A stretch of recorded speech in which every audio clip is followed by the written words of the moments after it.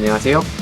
척추측만 쇼로스 박사 이상길입니다. 자, 오늘은 보조기에 대한 두 번째 내용입니다. 짧은 리뷰 설명 들어가 볼까요? 이 보조기 기억나십니까? 자, 이 보조기는 어떤 타입이었죠? 일반적으로 얘기하는 흉추의 우망부 오른쪽 커브가 있는 사람들, 그리고 TL 커브가 오른쪽으로 있는 사람들. 여기서 말하는 TL 커브는 흉요추 망곡입니다. 그런 분들이 하나의 압점과 두 번째 압점, 세 번째 압점을 통해서 척추를 바르게 잡아주는 보조기라고 말씀드려요. 오늘은 컬러도 좀 다른 컬러입니다. 좀 더 보조기가 긴 타입이 있죠. 이 보조기는 어떤 분들에게 적용되는 보조기일까요? 말씀드렸었죠. 우리가 척추측만은 항상 강조해서 말씀드리지만 하나의 타입이 아닙니다. 다양한 타입이 있죠. 자, 압점 눈치가 좀 빠른 분들은 무언가 압점이 달라졌네? 가장 특이점이 뭐죠? 그 전에 있었던 보조기 대비 골반을 막아준 형태가 달라졌죠.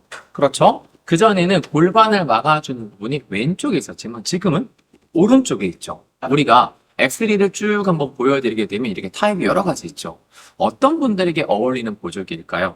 다시 골격으로 말씀드리겠습니다. 보시게 되면 흉추의 우망곡이 우성이기 때문에 이 경우가 많습니다. 흉추의 메인 커브가 우측으로 갔는데 허리 커브는요 다시 왼쪽으로 왔습니다. 자, 그럼 어떻게 되겠죠? 골반의 형태가 일단 눈에 띄게 달라졌습니다. 골반의 형태가 오른쪽으로 빠져나갔죠. 그리고 지난번에 흉추 망곡 때 설명드렸죠. 흉추의 커브가 생겼을 때 우리가 머리를 이렇게 두고 살 수는 없죠. 그래서 머리를 정 위치로 두기 위해서 이 윗부분 상부 흉추 쪽에서 약간의 반대 커브가 있는 경우가 많습니다. 그렇기 때문에 우리는 이 부분도 생각을 해야 되겠죠. 엑스레이를 봐도 보여지실 거고요. 흉곽의 컨디션을 봐도 보여지실 겁니다. 그러면 결국은 우리는 압점이 달라졌죠. 윗부분은 똑같습니다. 메인 커브를 밀어주는 압점이 있고요. 그 다음 윗부분 상부 흉추를 밀어주는 압점이 있습니다. 그리고 허리 쪽에서는 다시 이 힘이 필요하겠죠. 왜요? 허리 커브를 펴줘야 되니까요. 그런데 골반이 어떻게 변했습니까? 골반이 가운데 있는 것이 아니라 오른쪽으로 빠져나갔죠. 그렇기 때문에 이 보조기가 적용되는 겁니다. 보조기를 보시게 되면 윗부분은 동일합니다. 상부 흉추, 슈로스에서는 이걸 첫 번째 바비 블럭이라고 얘기하는데 이 부분은 이렇게 밀어주고 있죠. 두 번째, 흉추의 메인 커브, 흉추의 커브가 이렇게 가 있죠. 그 커브를 이 부분이 막아주고 있는 거예요.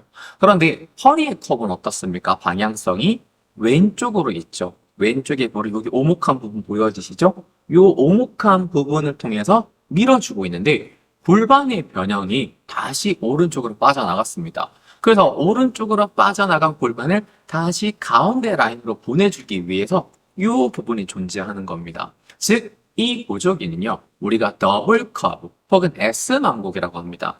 흉추의 오른쪽에 커브가 있으면서 요추의 왼쪽에 커브가 있는, 제가 만약에 손으로 표현을 해드린다면 흉추의 오른쪽, 요추 왼쪽. 그럼 이것을 막아주기 위한 이 커브가 만들어지겠죠. 즉, 4개의 압점이 필요한 겁니다. 그래서 이 보조기 같은 경우에는 골반의 포커스를 보시면 좀 더 쉬우실 것 같아요. 다시 그 전에 있었던 보조기랑 비교를 해드린다면 뒤에 골반 형태가 완전히 다르죠.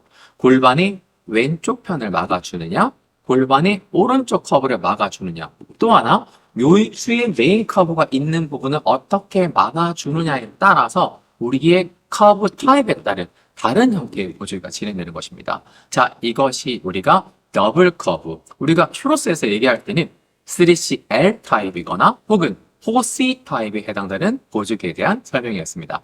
감사합니다.